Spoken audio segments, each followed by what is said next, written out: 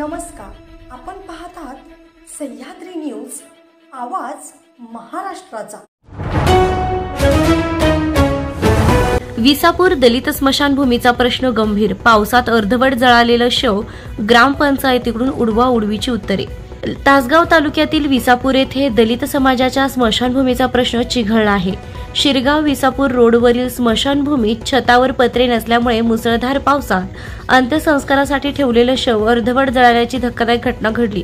या अमानुष प्रकारामुळे मातंग समाजातून तीव्र आक्रोश व्यक्त केला जात आहे।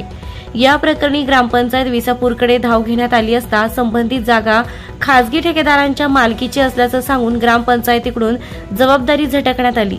दलित समाजासाठी स्वतंत्र स्मशानभूमीची कोणतीही जागा गावात उपलब्ध नसल्याचंही पंचायतनं स्पष्ट केलं। या भूमिकेमुळे कायदा सुव्यवस्थेचा प्रश्न निर्माण झालाय। मातंग समाजाच्या प्रतिनिधींनी सांगितलं की विसापूरमध्ये नव्यानं बांधलेली स्मशानभूमी फक्त बौद्ध समाजासाठीच वापरली जात असून ती भर नागरी वस्तीत बांधण्यात आल्यानं स्थानिक लोकांनी सुरुवातीपासूनच विरोध दर्शवला होता।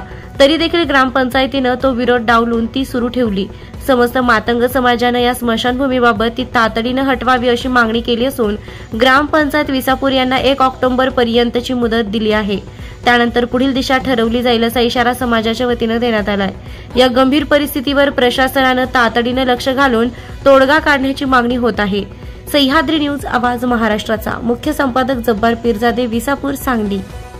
समाजाच्या शेजारी जी स्मशानभूमीचं आता ग्रामपंचायतीनं काम चालू केलंय, ते ग्रामपंचायतीनं काम आमच्या तिथं राहणाऱ्या लोकवस्तीला किंवा तिथील समाजातील लोकांना काही विचारलं नाही। अद्याप आमच्या माघारी काम चालू केले। ती काम चालू होण्यापूर्वी होत असताना आम्ही त्या गोष्टीचा पंचायतीत अर्ज केलेला, पण त्या गोष्टीचा अजून त्यांनी दाद घेतली नाही। आजपर्यंत ती आता स्मशानभूमी तयार होत आल्या, त्याचं काम तयार होत आले, पण तिथं लहान मुलांची शाळा, परत लोकवस्ती आहे, लोकांची लहदारी आहे, तिथं भीतीचं वातावरण तयार होतंय। त्यामुळे आम्हाला तिथं स्मशानभूमी नको आहे आणि हे जी ग्रामपंचायतीने नोंद घ्यावी।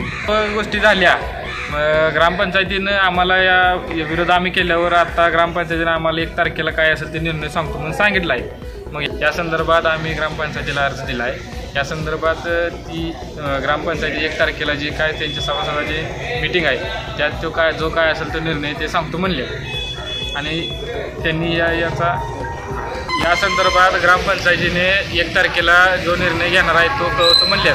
जर त्यांनी योग्य निर्णय घेतला नाही ग्रामपंचायतीने तर आम्ही सर्व समस्त मातंग समाजाच्या वतीने तीव्र प्रकारचं आंदोलन आम्ही करणार आहे, याची त्यांनी नोंद घ्यावी। आमच्याकडे सर्व दुचाकी व 4चाकी वाहनांची खरेदी विक्री केली जाईल, तसेच सर्व वाहनांचे PUC इन्शुरन्स काढून मिळेल।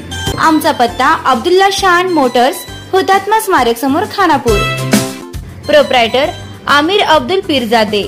मोबाईल क्रमांक 9975 79 79 76।